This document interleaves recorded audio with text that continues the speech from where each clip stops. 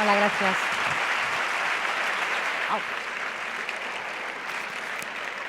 Hola, buenas tardes y muchas gracias a todos y a todas. Bueno, muchas gracias a la organización, muchas gracias, Juanjo, por invitarme y por aguantarme, porque soy muy pesada entregando las cosas, y muchas gracias a todos y a todas por vuestro trabajo del día a día y sobre todo por estar aquí un sábado por la tarde. Sois la gente, o sea, tenéis la profesión más importante de este país y creo que lo decimos pocas veces. Gracias a todos. Voy a hablar.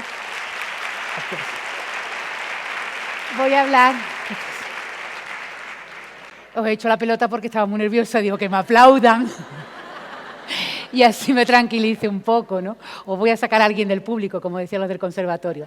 Bueno, yo voy a hablar de matemáticas y antes, no sé si está puesta mi presentación, aquí está. ¿Por qué se llama esta charla con matemáticas y a lo loco? Pues la verdad que no lo sé, francamente. Simplemente vi que era la última del programa, que era la que iba a hablar de matemáticas, y digo, voy a poner un título que sea llamativo para que la gente se quede, ¿no? Esto es como lo que hacen los de OK Diario, ¿no? El clickbait, para que la gente entre. Bueno, pero yo no voy a hablar, bueno, no voy a hacer chistes. Creo que no voy a hacer chistes. Voy a hablar de matemáticas, de la disciplina de matemáticas y también de mujeres matemáticas. Y antes que nada voy a pedir perdón o voy a excusarme. Yo no tengo papeles, no soy profesora de educación no universitaria, llevo 28 años siendo docente, no lo parece, ¿verdad? Porque estoy muy jovencita, pero llevo 28 años de carrera docente, pero en la docencia universitaria y, bueno, pues siempre me da un poco de pudor venir a este tipo de jornadas a enseñaros algo a vosotros, que os voy a enseñar yo a vosotros si yo no tengo papeles. No soy experta en didáctica de las matemáticas, nunca he dado clase en primaria, ni en secundaria, ni en FP, pues me da un poco de pudor, de verdad, como he dicho al principio, venir a enseñaros algo a vosotros, que sois las que mantenéis, o los que levantáis un país desde el principio. Voy a contar un poco mi experiencia y por qué yo ahora hablo pues, de cosas que se podrían contar en las aulas de matemáticas para que como complemento, ¿no? Como complemento a lo que ya se cuenta, para que nuestros niños y nuestras niñas pues, no se pierdan esta obra humana tan bonita que son las matemáticas. Y yo estudié matemáticas, hice mi tesis doctoral en matemáticas, siempre he enseñado matemáticas en ingeniería, porque un día decidí hablar de matemáticas para niños y niñas. Si yo no era mi trabajo, y de hecho no lo hacía, yo no hablaba de matemáticas con nadie, era mi trabajo. Yo hablaba de otras cosas. Pues todo tiene que ver con una historia personal, que tiene que ver con estos dos señores, que son Salvador y Ventura, que son mis hijos. Iba a decir, ya no son mis hijos, no, ya no son así. Siguen siendo mis hijos, los he parido yo, uno con epidural y el otro no. Y Ventura y Salvador, pues cuando eran pequeños, pues son, digamos que para mí fueron los primeros espectadores a los que yo les hablé de matemáticas sin saber matemáticas. Era la primera vez que me enfrentaba a hablar de algo que yo más o menos controlaba porque era doctora, con gente que no tenía ningún conocimiento previo, con lo que yo llamo niños o niñas. Para mí un niño o una niña, cuando hablo de niños o niñas a la hora de hablar de matemáticas, no tienen nada que ver con la edad, tiene que ver con los conocimientos previos. Pueden ser jóvenes y por eso no tienen conocimientos previos, pueden ser como mis padres, que no han tenido acceso a la educación, entonces no tienen conocimientos previos, o pueden ser gente de 40 años que sí que ha tenido acceso a la educación, sí que estudió matemáticas, pero por lo que sea se le ha olvidado. Entonces, la primera vez que yo hablé de matemáticas para gente que no eran estudiantes de ingeniería y que, por lo tanto, ya era un público que sabía muchas matemáticas, porque un estudiante que ha pasado un bachillerato científico-tecnológico comparado con la media nacional es una persona que sabe muchas matemáticas, aunque los profesores siempre nos quejemos de hay que ver lo mal que viene, porque era lo que lo tenemos en el contrato, ¿no? Quejarnos todos los años de lo mal que viene. Pues la primera vez que yo me enfrenté a alguien así fue con la clase de la derecha, Salvador. Bueno, es que mis hijos tienen ya, el de la izquierda, Ventura, tiene 18 y Salvador tiene 20. El Salvador está acabando física, le llamamos en casa el cerdo traidor, pero con cariño, ¿eh? Hombre, es que papá y mamá son matemáticos, todos los años en la comida del departamento tenemos que aguantar el cachondeo. Pues fue cuando el cerdo traidor de mi hijo, Salvador, tenía 3 años, yo tuve que ir a su clase a explicar a qué me dedicaba. Bueno, en realidad no tenía que ir yo, era una actividad muy bonita que hacían en infantil en el cole de mi hijo, público, claro, como todo lo que muy a favor de la educación pública. Y gracias. Y sí, bueno.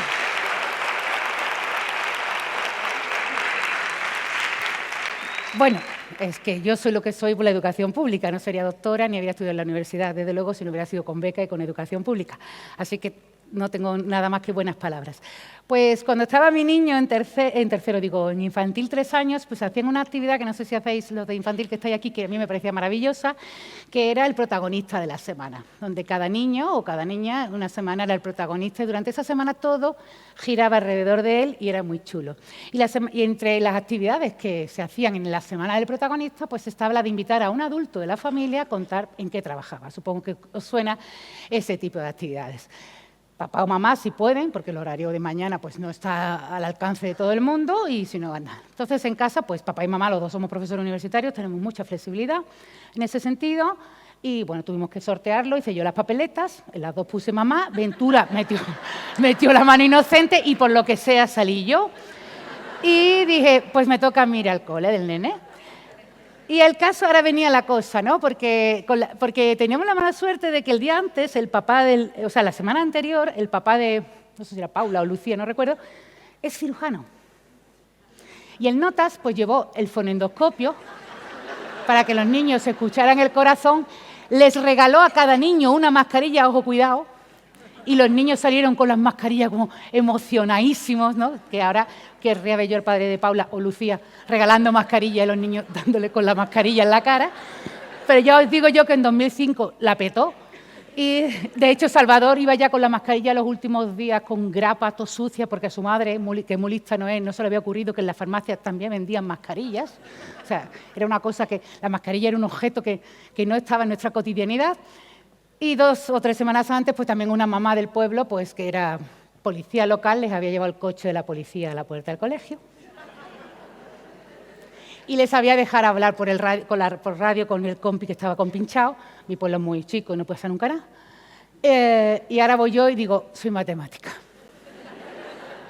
A los niños de 3 años, que no saben ni decir matemática. Y digo, bueno, ¿y qué les cuento? Ya cuando yo siempre soy así, digo, venga, yo voy, no sé qué, me vengo arriba, pero luego digo, ay, qué miedo, ¿no? Como estaba ahí ahora mismo temblando, digo, hay mucha gente, de verdad tengo que salir. Bueno, pues digo, de verdad tengo que ir al cole. ¿Qué le digo a los niños? Los niños no saben matemáticas, los niños no saben decir matemáticas. Y el padre me dice, bueno, pues les enseñas a contar, alguna serie y tal. Digo, eso no son matemáticas. Su padre también es matemático, dice, sí. ¿Y qué vas a hacer? ¿Explicarle geometría computacional? Digo, sí. Hombre, pues porque para valiente yo y para guapa mi hermana gemela. O sea, digo, no pienso decirle a los niños que matemáticas es sumar, porque eso no es matemática y porque esa imagen de las matemáticas al final hace mucho daño. Cuando yo doy charlas en instituto, desde que me dedico a la divulgación, perdón que se me seca mucho la boca con los nervios, cuando yo doy charlas en institutos o en coles y tal, siempre yo digo, hola, soy Clara, soy matemática, ¿sabéis a qué me dedico? ¿Qué hago en mi trabajo? Pues muchas veces me levanto la mano y te hacer muchas cuentas, ¿no?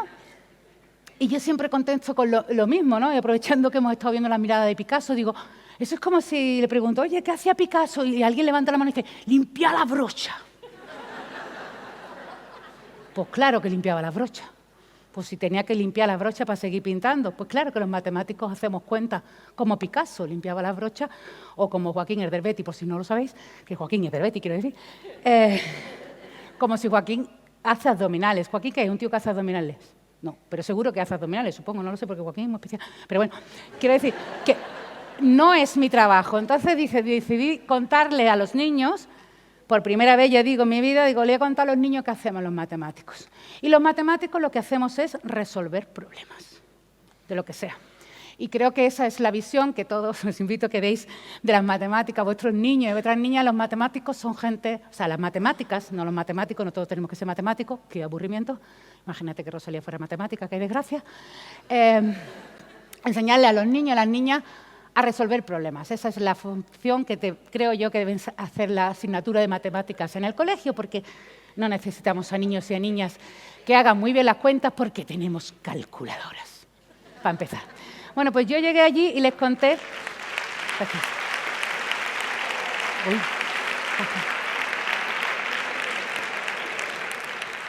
No sabéis el favor que me hacéis cuando aplaudí, por el ego primero y luego porque puedo aprovechar para beber. Bueno, pues el caso que fui y les hablé de una estructura que yo estaba investigando, bueno, que yo había investigado en mi tesis, ya digo que a mí poca vergüenza no me gana ni Dios, y que yo creo que esto los niños lo van a entender, cómo se utiliza esta estructura para resolver problemas que ellos pueden entender. Y esta es una captura de la diapositiva que yo utilicé en 2005 en la clase de Salvador, para explicar que era un diagrama de Voronoi, y la voy a usar para explicarosla a vosotros. Está un poco cutre porque es antigua. Y para que entendamos cuál es la estructura del diagrama de Voronoi y cómo se puede jugar con los niños con diagrama de Voronoi. Los niños de 3 años lo entendieron. Yo no os quiero meter presión, pero... ¿Vale? Entonces yo llegué y digo, vamos a imaginar una situación, un problema. Vamos a hacer una gincana en el patio de los Loonies. Los Loonies era, bueno, no sé si sigue existiendo los Loonies. Muy fan de los Loonies a muerte. Mi serie favorita, muerte a Kaiju y a sus creadores. Es broma, es broma, es broma. Es broma, es broma. No hace falta matarlo, pero... bueno, pues el caso que yo, en aquella época, Salvador era muy fan de los Loonies y yo usé los Loonies. Digo, imaginaos que este rectángulo que aparece ahí es el patio de los Loonies. Vamos a hacer una piñata, vamos a tirar caramelos uno a uno, los matemáticos somos un poquito especialitos, y vamos a dar las reglas del juego. Las reglas del juego es que cada uno de los Loonies, cada uno de los niños, sale al patio y se coloca donde le dé la real gana. Elige su posición en el patio y la única restricción es que una vez que hayan salido al patio y se coloquen como les dé la gana, cerca de sus amigos, lejos, lo que quieran, entonces le dicen antes de salir, una vez que se han colocado, repito, ya no se pueden mover. Ese es su sitio durante toda la piñata. Y ahora vamos a tirar un caramelo y se lo vamos dando. Entonces aparece un caramelo, que no sé si lo ven ahí, porque un poco cutre ese. Digo, primer caramelo, ¿a quién se lo tenemos que dar? ¿Quién creéis que es el dueño de verdad apropiado del caramelo? ¿A quién le corresponde? ¿A quién se lo damos? Al que esté más cerca. O sea, que es un concepto que todos llevamos dentro, y los niños de 3 años, ya os digo yo, que lo tienen clarísimo, ¿no? Porque todavía no han aprendido empatía y son un poquito egoístas. Al que esté más cerca. Digo, muy bien, pues entonces eso es una buena regla que todos aquí aceptábamos, que era la regla que íbamos a seguir. Cada uno se queda con los caramelos que están más cerca de él que de ningún otro. Sí, sí. Vale, que bueno, que es la regla normal en una piñata o en una cabalgata de los Reyes, quedarte con los caramelos que caen de ti, cerca de ti, más que de ningún otro. O sea, que tú sabes que siempre está el abuelo rata que en la cabalgata se lleva los caramelos de otro, pero eso es así.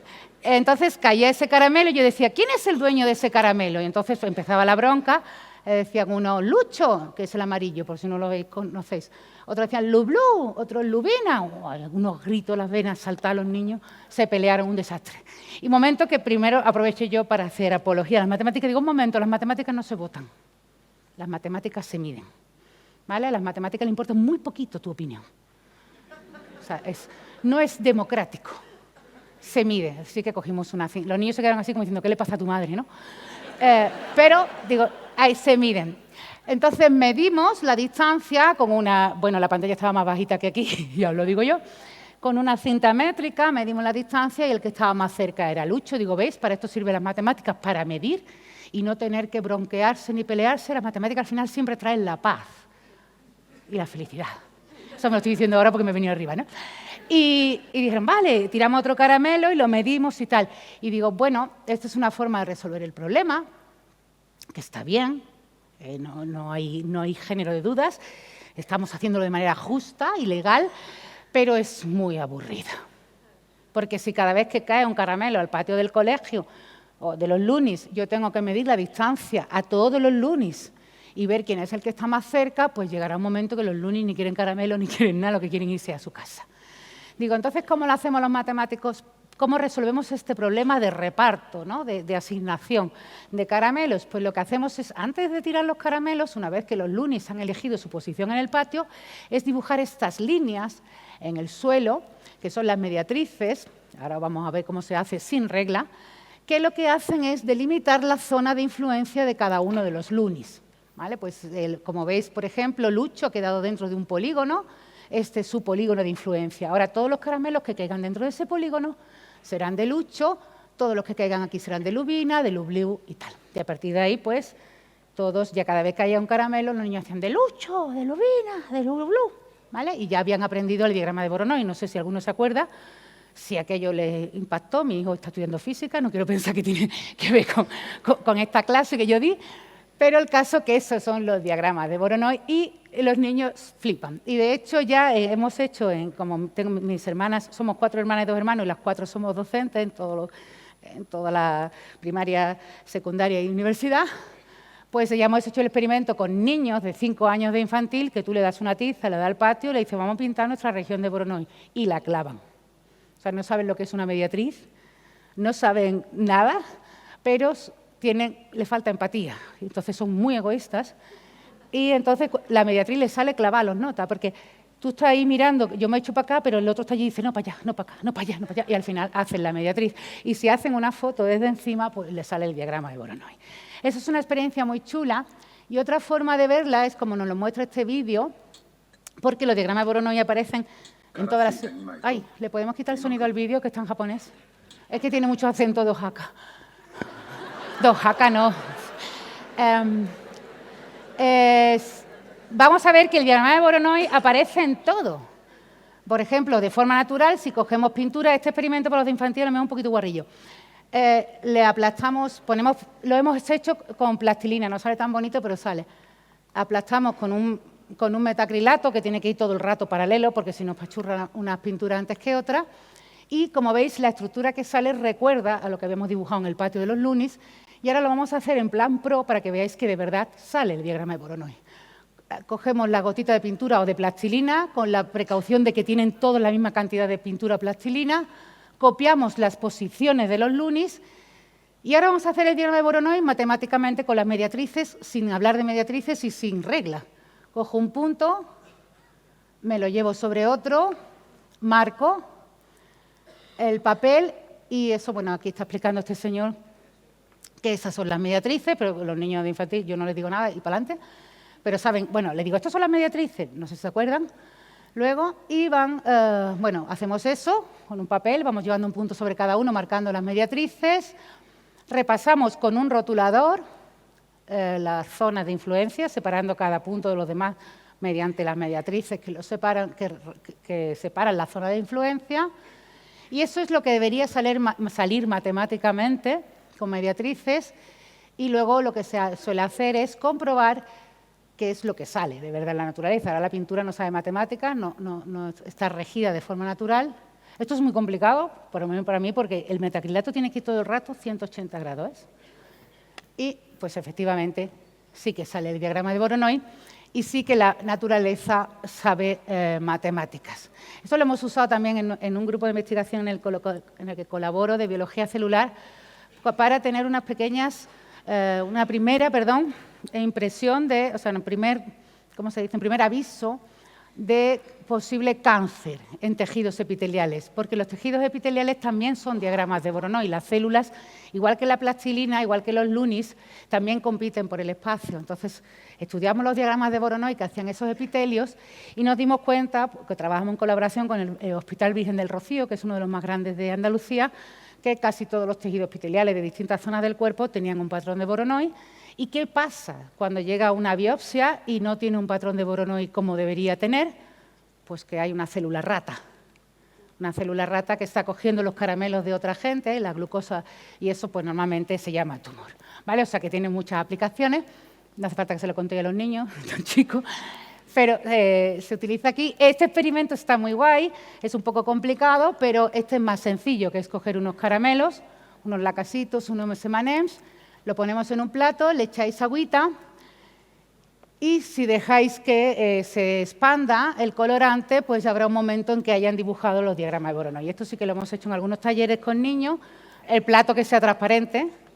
¿Por qué? Porque nosotros lo que he hecho yo con algunos niños es cada uno pinta los 4, 5, 6, 7 puntitos, hacemos el diagrama de Voronoi doblando y pintando, lo ponemos en la mesa, luego ponemos el plato transparente encima, ellos ponen el lacasito justo en los puntos que ellos han elegido, sueltan el agua y hacemos la foto donde se ve que efectivamente el colorante hace el mismo diagrama de Voronoi que ellos han pintado. ¿Vale? Este es más barato, más económico, más limpio. Tiene una desventaja, que cuando pasa un ratito eso ya es agua marrón, ya se sigue expandiendo, pero está bien. Como decía, esta es la primera vez que yo pensé que, bueno, que sí, claro, evidentemente vosotros no soy tonta, bueno, no soy tonta, posiblemente sí soy tonta, pero quiero, muy tonta. Pero no os sé en qué condiciones trabajáis, mis hermanas son docentes de primaria y secundaria, pero, bueno, si tenéis un hueco, si os dejan, pues contar este tipo de cosas, aparte de que son muy chulas y muy bonitas, pues es un poco contarle a los niños y a las niñas qué hacen las matemáticas, que son para resolver problemas. Los diagramas de Voronoi no están, ni creo que estén nunca, en el programa de primaria y secundaria, ni falta que hacen, pero es lo que yo creo que los divulgadores, humildemente, podemos aportar a vuestro trabajo, que es: no os vamos a dar un libro de geometría computacional para que estudiéis diagramas de Voronoi, no tenéis tiempo ni ganas, tenéis que rellenar la rúbrica esa que hacéis, ¿cómo se llame? Esas cosas que hacéis, que mi hermana están siempre amarga en el grupo. ¡Otra vez! Digo, de verdad, hija, ¿cómo os ponéis? Las adoro, ¿eh? No tenéis tiempo de estudiar geometría computacional, no tenéis tiempo de estudiar diagramas de Voronoi, pero sí los que lo sabemos, encontramos la forma, que no siempre la encontramos, de contarla, pues creo que podría servir para complementar. Esa fue la primera vez cuando Salvador tenía 3 años, tuvieron que pasar 5 años. Bueno, yo salí oirosa, los niños, creo que mi hijo no se avergonzó de su madre, a pesar de que no era policía local ni cirujana. Y ahí paré mi actividad divulgadora, por así decirlo, volví a mis cosas, mis matemáticas y a mi mundo universitario, que es muy guay, muy tranquila, hasta que Salvador y Ventura tenían 8 y 6 años, y ahí fue otra vez, digamos, el segundo intento, y ese fue el Big Bang, y por eso estoy aquí hoy. Porque un día yo llevaba una camiseta con el número pi, y mi hijo Ventura tuvo la cosa de preguntarme: mamá, ¿qué es eso que siempre lleváis, papá, tú, la camiseta? Me ha dicho que los dos somos matemáticos y frikis. Bueno, los vecinos dicen que somos gilipollas, pero ¿sabes que la gente es muy envidiosa, ¿no? Pero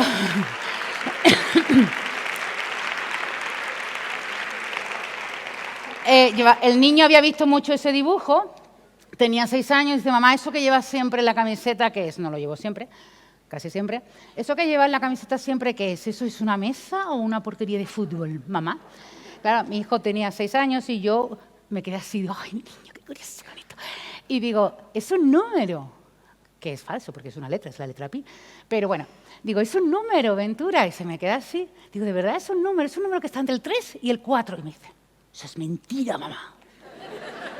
No hay números entre el 3 y el 4, después del 3 ya viene el 4. Y yo, como me vine arriba, digo, hay infinitos números entre el 3 y el 4. Y ya saltó el gafota, Salvador, y dice: ¿qué es infinito, mamá?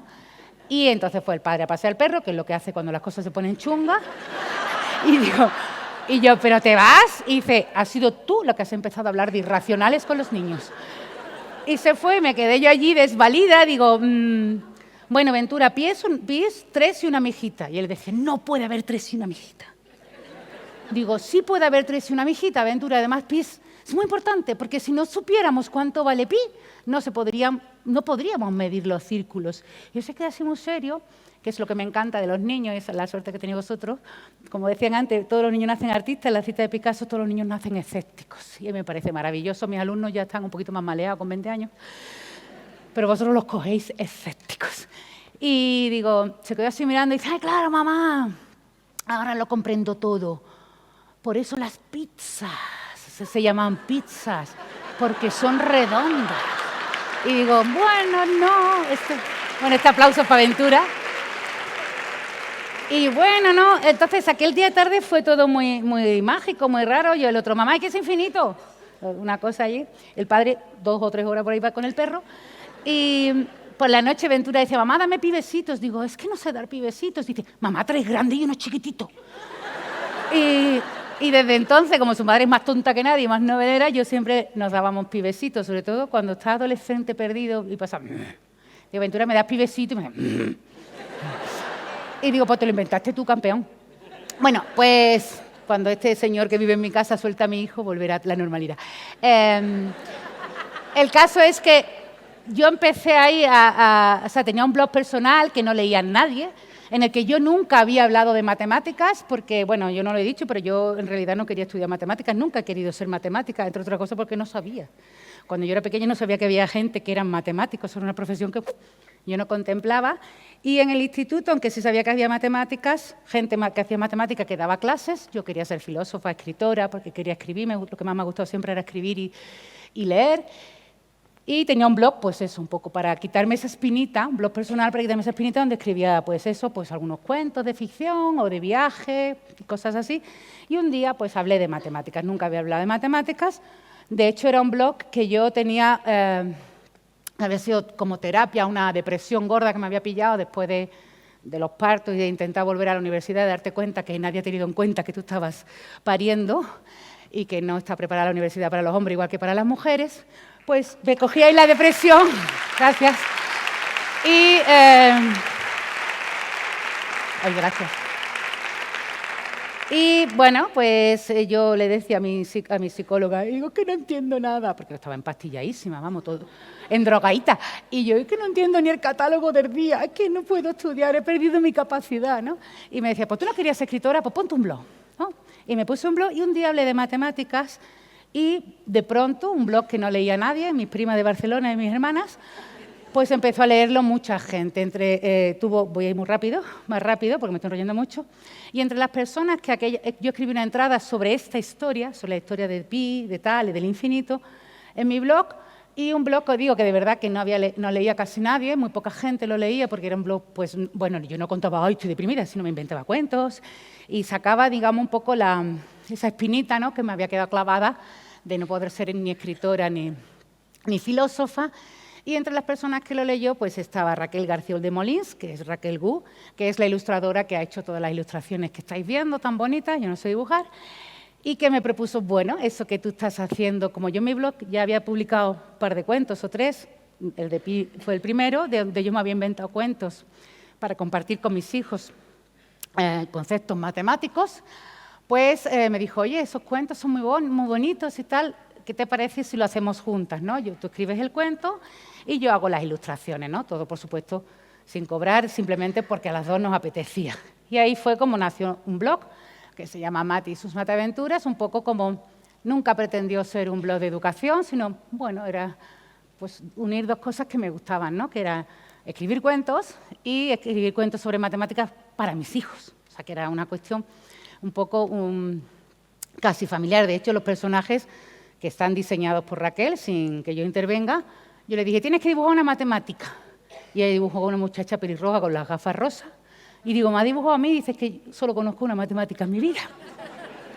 Eres tú. Eso es un amigo mío que es físico, dice, me da un coraje cuando digo, soy físico. Me dicen, ay, como Albert Einstein. Dice, qué coraje. Digo, más coraje me da a mi chiquillo. Porque yo digo, soy matemática. Y me dice la gente, ay, ¿cómo? ¿Cómo quién? ¿No? Es más triste. Pero bueno, sigo que me estoy enrollando un montón.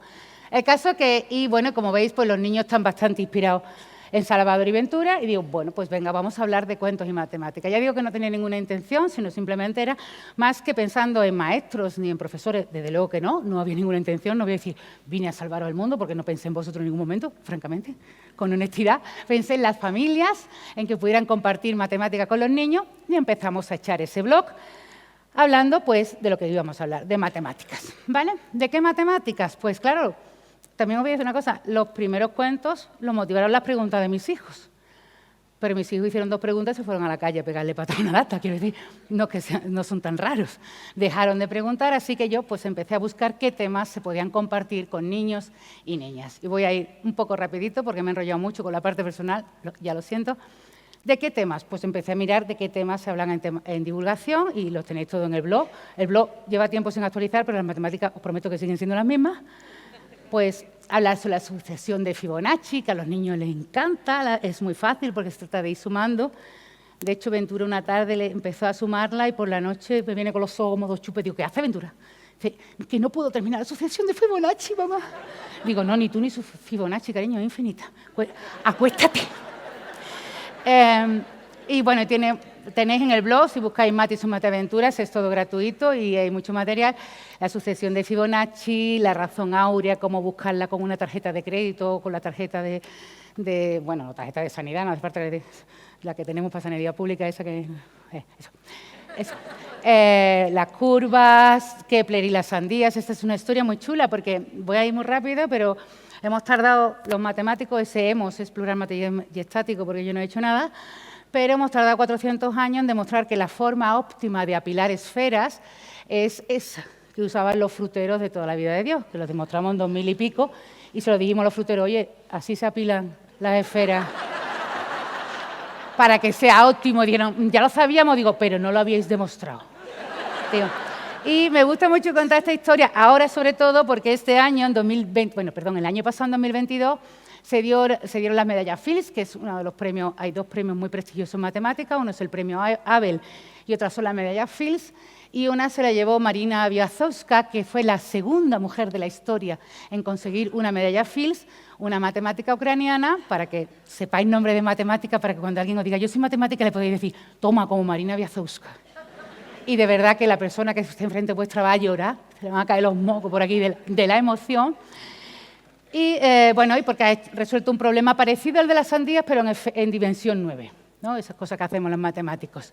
Bueno, hablamos del crecimiento exponencial, de la leyenda del ajedrez, de la importancia de los números primos para poder codificar secretos y que nadie sepa lo que estamos hablando, de grafos, que es una de mis áreas de investigación y que a los niños les encantan. Déjame que os cuente esta anécdota porque es chulísima.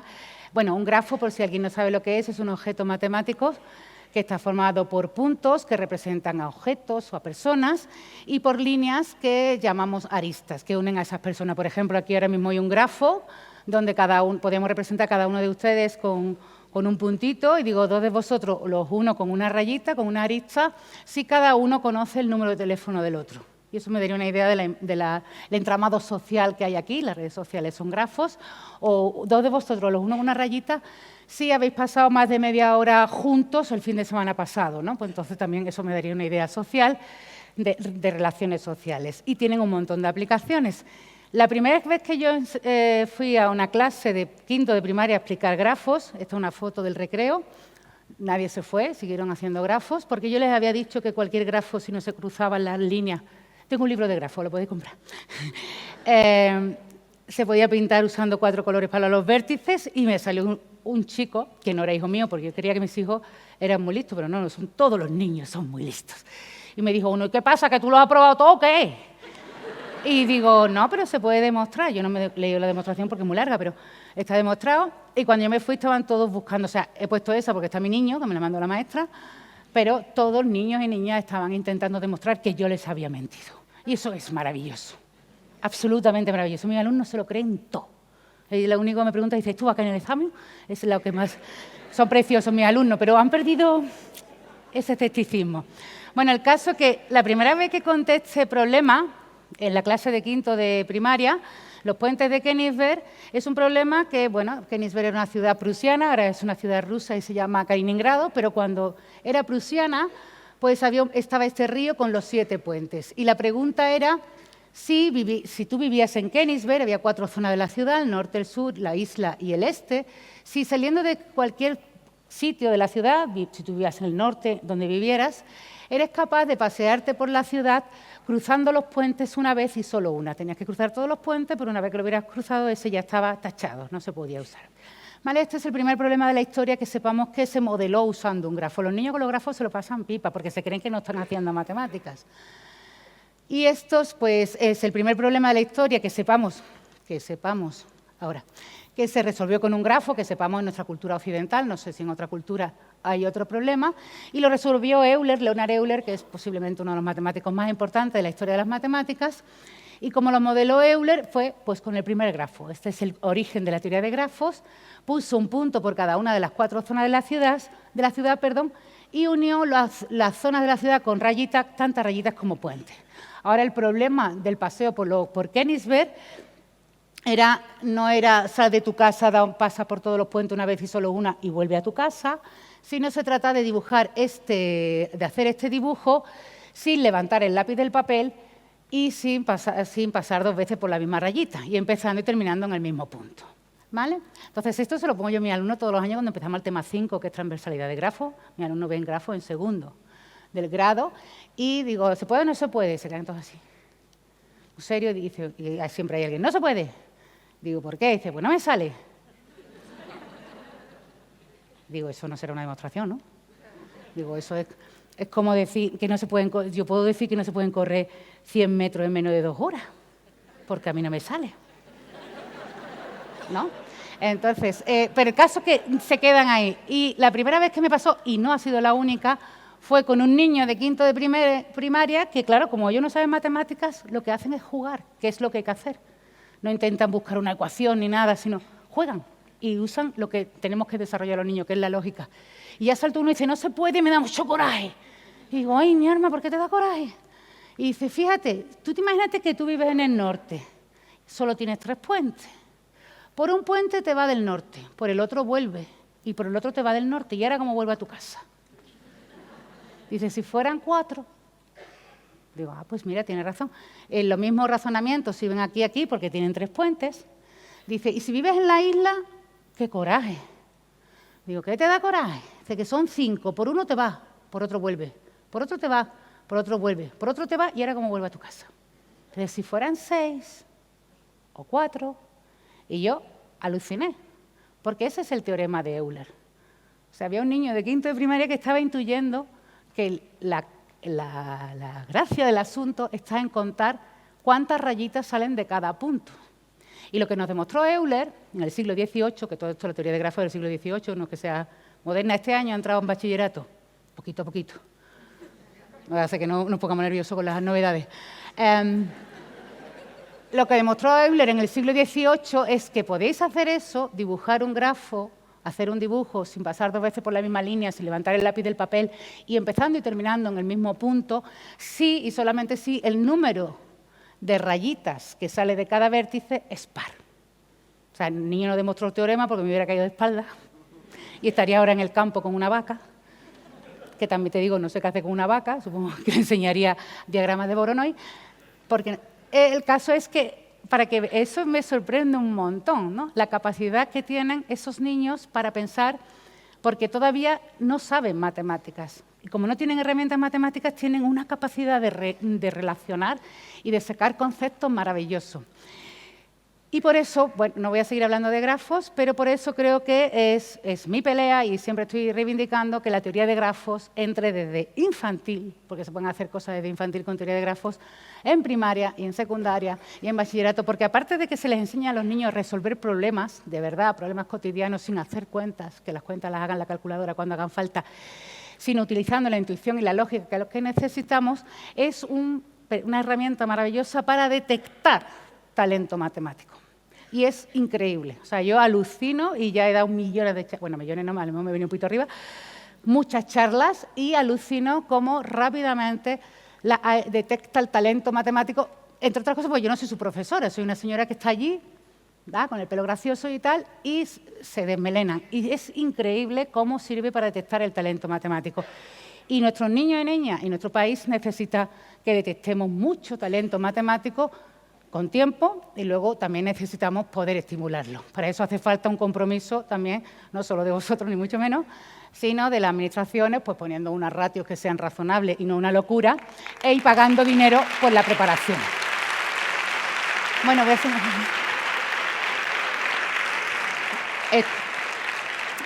voy a seguir, gracias. Yo creo que, bueno, ahora ha salido un borrador, bueno, no quiero ni hablar. Voy a seguir. Pero de verdad que no nos tomamos en serio lo de la educación en matemáticas y es un desastre. Pero seguimos, no nos tomamos en serio las administraciones. Seguimos. El caso es que los grafos, aparte de servir como herramienta de detección de talento matemático, yo alucino, de verdad, pero alucino porque hay niños y niñas que cuando le pones un reto dicen ¡tac! Y digo, ¿será más rápido que yo? Hombre, yo que me lo sé porque he estudiado un doctorado, ¿sabes? Pero que cuando me lo contaron la primera vez yo no lo deduje. O sea, y son ¡bom! Digo, es que son cracks. O sea, es que tienen una capacidad increíble y hay que aprovecharla. Y de hecho, la teoría de grafos es una teoría que muchos matemáticos y matemáticas que no se dedican a la teoría de grafos, todos pican, ¿no? Porque es como un captador de talento, ¿no? Porque, claro, te cuentan un problema de teoría de grafos como ese que yo acabo de contar, tú no tienes que saber matemáticas, tú tienes que intentar saber si puedes o no puedes. Y eso es lógica. Entonces, es un reto que puede animarte. Esta historia me encanta, la historia de Jung Hap, que es otra de las medallas Fields que se concedieron el verano pasado, en 2022, Como las medallas Fields se conceden en el Congreso Internacional de Matemáticas, que solo se celebra cada 4 años, pues cada 4 años se dan 4 medallas Fields, una por año, digamos. Y otra se la llevó este chico de ascendencia coreana, que en la actualidad es profesor de Stanford, en Estados Unidos. No lo he dicho, pero para tener la medalla Fields tienes que tener menos de 40 años, o sea que tanto Marina Biazowska como Jan Hart tienen menos de 40 años, si no, no tendrían la medalla Fields.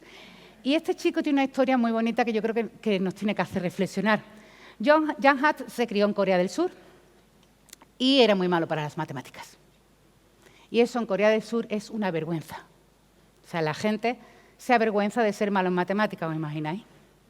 ¿Qué pasará aquí? O sea, en Corea del Sur no sale ningún cantante, ningún actor en la tele diciendo «yo es que no sé matemáticas», ¿no? Para hacer la gracia, ¿no? Porque es un desprestigio en Corea del Sur ser malo para las matemáticas, porque la formación en matemáticas y la capacidad matemática allí es algo que es un prestigio tener. Entonces, Jan Hart está un poco acomplejado porque su profesor del instituto decía que era muy malo para matemáticas, y eso es lo peor que te pueden decir en Corea del Sur. Bueno, habrá cosas peores, pero no sé coreano. Pero él estaba como muy agobiado, ¿no? No ser bueno para matemáticas es como una vergüenza nacional. El caso es que Jan Hart dijo, bueno, voy a ser escritor, ¿no? Con la buena fortuna para nosotros que el tío era malísimo. O sea, que no le publicaban los artículos ni en la revista del instituto, y entonces el pobre estaba un poco... todo lo que estoy yo contando lo cuenta él mejor en una revista del New York Times, o sea, en una entrevista que le hicieron este verano en New York Times. Y dice, bueno, y es que también escribía muy mal, nadie me publicaba nada. Entonces, un verano, él muy deprimido, encontró un pasatiempo en una revista de pasatiempos, no matemáticas, que es tenía esta porción del tablero de ajedrez, tenían 2 caballos blancos en esta posición, 2 caballos negros en esta otra, y la pregunta es si usando solo movimientos de caballo, solo en esa porción del tablero del ajedrez, podía intercambiar las figuras. Bueno, lo voy a contar muy rápido. De hecho, no lo voy a contar. El caso es que él lo resolvió porque quiero llegar con un grafo, no lo voy a contar, luego lo pongo en Twitter. Y descubrió que le gustaban las matemáticas y, bueno, no le ha ido mal porque tiene una medalla Fields. Y esto, que es una historia que nos hace reflexionar, es a lo mejor las matemáticas, tanto en Corea como en España, que estamos enseñando a nuestros niños, no nos sirve para seducir a nuestros niños a estudiar matemáticas. Igual, esos talentos que les pedimos, ya sabemos en España, en Corea del Sur, no descubren a matemáticos. Y también otra matemática que ya murió, que tiene otra medalla Fields, que la hicieron en 2014, Marianne Mirzaghani fue la primera mujer en tener una medalla Fields, y le pasaba lo mismo. Ella cuando era pequeña, ella también hizo grafos, y cuando ella era pequeña, ¿sabéis qué quería ser? Escritora, igual que yo. Lo que pasa es que yo creo que a mí ya no me dan la medalla Fields, porque tiene que ser con menos de 40, yo creo que no. El caso es que ella decía, nunca me interesaron las matemáticas, nunca, porque no me consideraba buena en matemáticas, pero su hermano llegó del instituto y le contó esto, que os voy a contar muy rápido porque posiblemente lo conozcan, una leyenda que dice que Gauss, otro de los grandes matemáticos de la historia, su maestro un día, para que se callaran, hay gente que cuenta la historia que Gauss tenía 6 años, otros 7, otros 5, depende de la poca vergüenza que tenga el que te lo esté contando, porque cada vez más chico Gauss en la historia, posiblemente ya digo que es una leyenda. El maestro les mandó a todos a sumar del 1 al 100 para que estuvieran calladitos un rato, estaban en primaria, y Gauss se levantó y le dio el resultado y le dice, ¿cómo lo has sabido? Y dice, porque me he dado cuenta que 1 más 100 es 101, que 2 más 99, que son lo que me queda quitar 1 y 100, son 101, que 3 más 98 son 101, que eso lo tengo que hacer 50 veces hasta que llegue al 50 y al 51, es que pues, era Gauss. Y bueno, esta historia es posiblemente una leyenda, con lo cual, ¿cuánto es 1 más hasta 100? Pues tengo que sumar 101 más 101 más 101 50 veces, que además es una multiplicación muy fácil, 5050. Esta es una leyenda, pero aquel día Marianne Mirzaghani dijo, quiero saber más matemáticas. ¿Y por qué os cuento todo esto? Pues porque, por lo que decía al principio, evidentemente nuestros programas no están preparados, ya sé que las ratios son una mierda, con perdón, y que no tenéis condiciones, pero que si utilizáis la divulgación, si os sirve la divulgación para estas perlitas y detectar talentos matemáticos, igual luego estáis contribuyendo a descubrir un matemático o una matemática importante para el futuro. Bueno, Marianne Mirzaghani murió en 2017 con un cáncer de mama Y, bueno, pero fue, a pesar de que murió muy joven, con 40 años, dejó un legado matemático impresionante. Y fue una mujer, ella era iraní, de ascendencia, y fue la primera vez en la historia de Irán que se publicaron fotos de una mujer sin el, ¿cómo se llama?, sin el pañuelo, ¿vale? Y ya eso es respetarla mucho. El caso es que necesitamos que nuestros niños y nuestras niñas se den cuenta de que les gusten las matemáticas y, bueno, aquí os ofrecemos los divulgadores, que somos muchos, opciones de contar cositas que igual les llamen la atención. Sobre todo para ver qué está pasando, ¿no? O sea, esto es... Ya me voy muy fuera de tiempo, os lo voy a contar muy rápido. Estas son las gráficas del Ministerio de Educación y Formación Profesional de los matriculados en el grado de Matemáticas desde el 85 hasta 2020. Os la voy a resumir rápidamente. Bueno, esto es alrededor del año 2000, las mujeres estaban por encima de los hombres visiblemente y esto es la tijera que se ha formado a partir de 2004-2005 y sigue bajando y las mujeres están desapareciendo de los grados de Matemáticas. ¿Por qué? Pues no lo sabemos. ¿Por qué creemos que está pasando? Pues porque desde que llega la revolución tecnológica, en la profesión, la salida profesional de ser matemático o matemática ha dejado de ser docente. De hecho, cuando yo estudiaba matemática todos queríamos ser profesores, pero ahora si vas a un grado de matemática y le preguntas ¿quién quiere ser profesor? Nadie levanta la mano, porque tienen nuevas ofertas de las empresas, mejor pagadas, más prestigiosas. Porque es así, y sin padres que aguantar, ¿vale? Y esto es lo que está ocurriendo. Y uno dice, bueno, pues no pasa nada. Sí, sí que pasa. Primero porque si los puestos mejores remunerados, y eso ya hay un montón de informes de impacto socioeconómico en las matemáticas, en la sociedad española los puestos mejores pagados van a ser para gente que sabe matemáticas. Si las chicas desaparecen, la brecha salarial se vuelve a abrir más grande. Y segundo, porque sí que los que controlan el mundo con algoritmos de inteligencia artificial, que son maravillosas, si son solo hombres, perdemos la diversidad. O sea, que es un problema que nos tenemos que tomar muy en serio. Y bueno, es que las niñas, bueno, esto es un estudio donde las niñas con 5 años le dicen dibuja a alguien muy inteligente, a los niños y a las niñas, dibuja a alguien muy inteligente, las niñas dibujan a una niña y los niños dibujan a un niño. Con 6 años le dicen dibuja a alguien muy inteligente, los niños dibujan a un niño y la mayoría de las niñas también.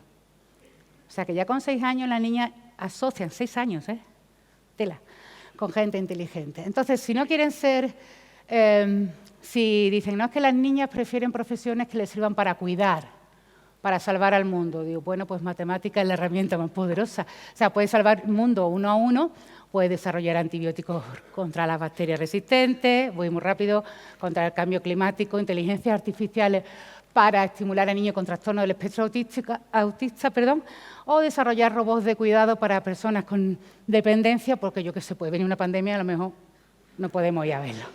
El caso es, bueno, esto es un libro que tengo porque me pasa muy rápido, voy a saltarme la publi, muy chulo, para niños chicos, porque voy fuera de tiempo. Lo que tenemos que insistir, y os pido que lo hagáis dentro de la medida de las posibilidades de lo que os dejan, es contarle a los niños y a las niñas qué hacen las matemáticas, qué hacemos y que el futuro estará lleno de matemáticas y esperemos que también de mujeres. Ahora sí, muchas gracias.